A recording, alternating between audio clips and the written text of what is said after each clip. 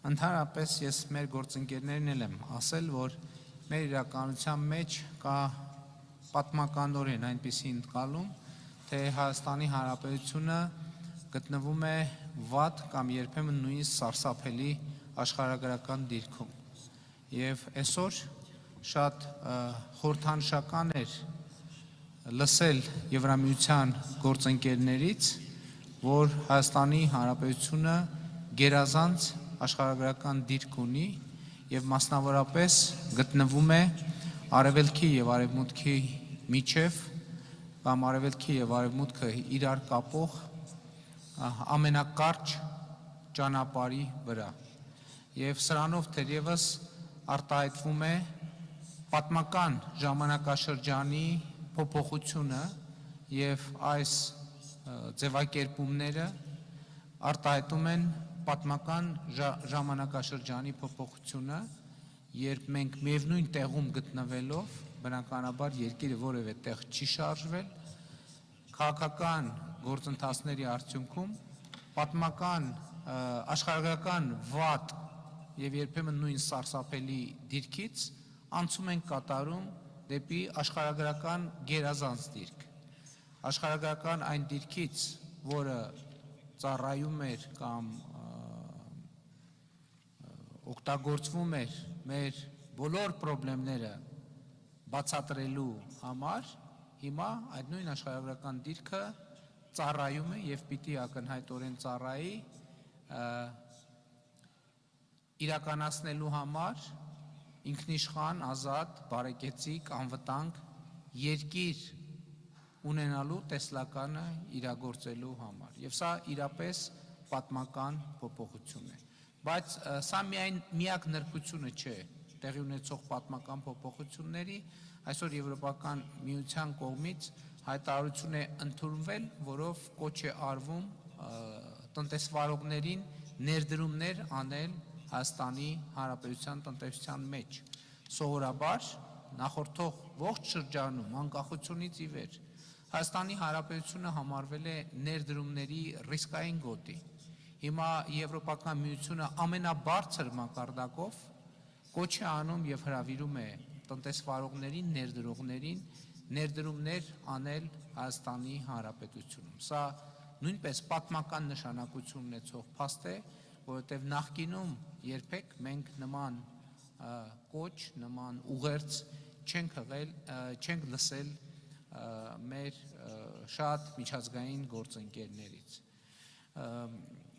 Մենք այսօր հարցերի շատ լայն շրջանակ ենք քննարկել եւ պիտի արձանագրեմ, որ հենց գագաթաժողովի ձևաչափում հանդիպելը եւ քննարկում ունենալը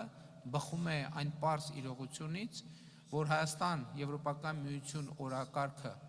այնքան է ընդլայնված եւ այնքան մեծ կշիռ է ստացել, որ այլևս ըստ էության անխուսափելի էր այս ձևաչափի ձևավորումը, որը պիտի ընդունենք ձևավորվել է բնական ճանապարհով, այսինքն զարգացումների արդյունքում, որտեղ իհարկե կողմերի քաղաքական կամքը եւ քաղաքական հանձնառությունը ունեցել է շատ կարևոր նշանակություն։ Էներգետիկ ոլորտում մենք շատ լուրջ համատեղ նախագծեր եւ ծրագրեր ունենք, որպեսզի մեկտեղենք Հայաստանի ռեսուրսները եւ այն տեխնոլոգիաները, որոնք հասանելի են Եվրոպական միությանը։ Առիթ ունեցել եմ ասելու, որ այստեղ էլի միջայլոց պատմական փոփոխություններ են տեղի ունեցել Հայաստանի Հանրապետության համար։ Հայաստանի Հանրապետությունը պատմականորեն համարվել է էներգետիկ ռեսուրսների տեսակետից սահմանափակ, այսինքն էներգետիկ ռեսուրսներ չունեցող երկիր եւ այդ առումով բնականաբար դասվել է էներգետիկ կախյալ երկրների շարքը, բայց նոր ժամանակներում պարզվել է, որ Հայաստանը ունի անսահմանափակ էներգետիկ ռեսուրսներ, որովհետեւ Հայաստանում մենք ունենք տարածաշրջաններ, ռեգիոններ, որտեղ արևային օրերի քանակը գերազանցում է 300-ը, սա նշանակում է, որ արևային էներգետիկայի զարգացման անսահման հնարավորություններ կան մեր երկրում։ Այն, ինչը մեզ պակասում է, կուտակիչ կայաններն են եւ ես շնորհակալ եմ Եվրամիության մեր գործընկերներին կուտակիչ կայանները Հայաստանում զարգացնելու ուղղությամբ մեզ աջակցելու պատրաստակամության համար։ Իհարկե սրանք էներգետիկ ոլորտում արվող առաջին եւ առաջիկա քայլերն են, բայց պիտի նաև արձանագրեմ, որ կուտակիչ այլ տեխնոլոգիաներ կան, որոնք հենված են ջրի ցերեկային կուտակման եւ գիշերային ժամերի օգտագործման վրա։ Իհարկե մենք Եվրամիության հետ աշխատում ենք նաև կանաչ ջրածնի արտադրության տեխնոլոգիաները զարգացնելու ուղղությամբ եւ այլ հնարավոր ուղղություններով, բայց ռազմավարական առումով մենք համոզված ենք, որ ճիշտ ճարտարապետության վրա հենվելու պարագայում Հայաստանը կարող է լինել ոչ միայն էներգետիկ առումով ինքնաբավ երկիր, այլև կարող է էներգետիկ արտահանման պոտենցիալը ել ավելի զարգացնել։ Իհարկե տրանսպորտային կապակցվածությունը շատ էական դեր է խաղում մեր համատեղ օրակարգում,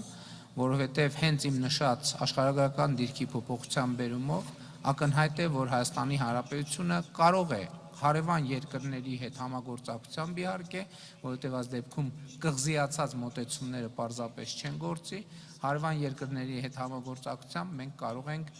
ինտեգրվել միջազգային մատակարարման շղթաներին, երկաթուղային փոխադրումներին, ավտոմոբիլային փոխադրումներին, իհարկե նաև ժամանակակից տերմինաբանությամբ տրանսպորտ է համարվում նաև ինտերնետ կապի փոխադրումը եւ էլեկտրաէներգիայի փոխադրումը եւ այս առումով իհարկե համագործակցության ընդլայնված հնարավորություններ եւ պոտենցիալ կա։ Եվ ուզում եմ ավարտել այն կետից, որ Հայաստան-Եվրոպական միություն հարաբերությունները սկսել են զարգանալ, խոսքը իհարկե ժողովրդավարական բարեփոխումների մասին է։ Մենք Եվրոպական միությանը շնորհակալ ենք այս ընթացքում մեզ ցուցաբերած աջակցության համար, ժողովրդավարական բարեփոխումների գործընթացում ունեցած առաջընթացների համար, բայց մենք արձանագրում ենք նաև, որ մի շարք ուղղություններով ներառյալ անկախ դատական համակարգ, ներառյալ կոռուպցիայի դեմ ավելի համակարգված պայքար, ներառյալ բարեվարկության համակարգերի ավելի գործուն մեխանիզմների ներդրում, այդ բոլոր ուղղություններով մենք ակնկալում ենք Եվրոպական միությունից ստանալ շարունակական աջակցություն եւ սա իհարկե շատ կարեւոր է այն առումով, որ տնտեսական մեր գործակցությունը հենված է ընդհանուր արժեքային հենքի վրա, ինչը իհարկե արտահայտված է մեր քաղաքական հայտարարություններով, բայց քաղաքական հայտարարություններից բացի մենք նաև նախորդ տարի ընդունել ենք Հայաստանի Հանրապետության Եվրոպական միությանը անդամագրվելու գործընթաց սկսելու մասին օրենքը, որը հիշեցնեմ նախաձեռնվել էր քաղաքացիական հասարակության կողմից եւ քաղաքական մեծամասնությունը մի ինչ որ պահի նաև միացավ այդ նախաձեռնությանը եւ այդ նախաձեռնությունը ստացավ օրենքի ուժ եւ կարծում եմ սա շատ լավ եւ լրացուցիչ խթան է, որպեսզի մենք նոր շունչ հաղորդենք ժողովրդավարական եւ ընդհանրապես ինստիտուցիոնալ բարեփոխումներին, որպեսզի հնարավորինս արագ հասնենք Հայաստանի Հանրապետության Եվրոպական միության ստանդարտներին համապատասխանող երկրի կարգավիճակի։ Նախկինում ասել եմ, հիմա էլ եմ ուզում ընդգծել, սա մեր միջանկյալ հիմնական նպատակն է, որովհետև մենք հասկանում ենք, որ որևէ երկիր չի կարող Եվրամիության լիիրավ եւ լիարժեք անդամ դառնալ առանց Եվրամիության ստանդարտներին համապատասխանելու եւ հետեւաբար մեր առաջնային խնդիրն է նախ համապատասխանել Եվրոպական միության ստանդարտներին, իհարկե Եվրոպական միության մեր գործընկերների աջակցությամբ։ Երբ մենք արդեն լիարժեք համապատասխան կլինենք Եվրոպական միության ստանդարտներին, այդ պարագայում մենք ունենք երկու տարբերակ, կամ մեզ կընդունեն Եվրոպական միություն, ես սա ինչու եմ ընդգծում, որովհետև դա քաղաքական որոշման հարց է, Եվրոպական միությունը ինքը պետք է որոշումներ կայացնի, մենք դեռ չգիտենք, թե արդյոք Եվրոպական միությունը կարող է նաև որոշում կայացնել, որ չի ընդլայնվում այլևս որևէ պատճառով, բայց եթե մեզ կընդունեն Եվրոպական միության անդամ, մենք ուրախ եւ երջանիկ կլինենք դրա համար։ Եթե մեզ չեն ընդունի Եվրոպական միության անդամ, բոլոր դեպքերում մենք կլինենք շահած դիրքերում, որովհետեւ Հայաստանի Հանրապետությունը կլինի եվրոպական ստանդարտներին համապատասխանող երկիր, սրանից բխող բոլոր դրական արդյունքներով։ Ամփոփելով, ես ուզում եմ այս առիթը օգտագործել եւ իմ շնորհակալության խոսքերը հղել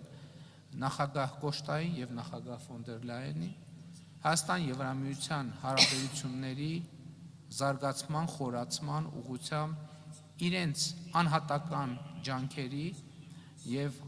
անձնական աջակցության համար։ Հարգելի գործընկերներ, ողջ այս ընթացքում մենք զգացել ենք ձեր աջակցությունը, մենք զգացել ենք նաեւ ձեր խոսքի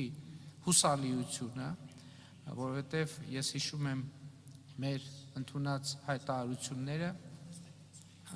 ընդամենը մի քանի տարի առաջ, որի հիմնական իմաստը այն էր, որ Հայաստանի Հանրապետությունը եւ Եվրոպական միությունը ուսի տված առաջ են շարժվելու բարեփոխումների եւ դիմակայունությունը զարգացնելու եւ տնտեսությունը զարգացնելու ճանապարհով եւ այսօր գիտեք հետահայաց նայելով նույնիսկ անհավատալի է եւ անիրատեսական, թե այս ընթացքում մենք ինչպիսի ճանապարհ ենք անցել եւ ինչպիսի առաջընթաց ենք արձանագրել։